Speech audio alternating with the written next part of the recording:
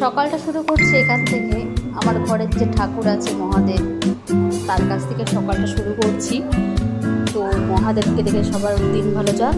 এদিকে সূর্যদেবও উঠে গেছে। এই যে আমাদের প্রকৃতি চারিপাশটা কেমন লাগছে দেখো। আমার ভাত রান্নাও হয়ে গেছে। এই যে লাউয়ের তরকারি করেছি, আর ওদিকে ভাত হয়ে গেছে, আর এদিকে সোয়াবিন করবো, এই জন্য আলু টালু সব কেটে রেখে দিয়েছি।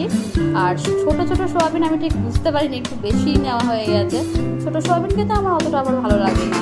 এদিকে কড়াইয়ে তেলটা গরম করে নিচ্ছি, সোয়াবিনটা ভেজে নেব। সোয়াবিনটা ভেজে তারপরে রান্না করবো। এবার ছোটো সোয়াবিন আমি কোনোদিন খাইনি, আমার ভালোও লাগে না খেতে। আমার এক দুইবার যা ওবার খেয়েছি, ভালো লাগে না। আমার বড়ো সোয়াবিন একটু বেশি ভালো লাগে।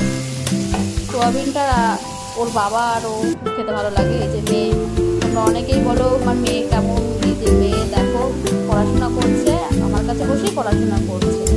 তো আমার রান্নাও কমপ্লিট হয়ে গেছে। দেখো রান্না করেছি সোয়াবিনের ঝোল, আর এদিকে আছে লাউয়ের তরকারি, আর ভাত করেছি।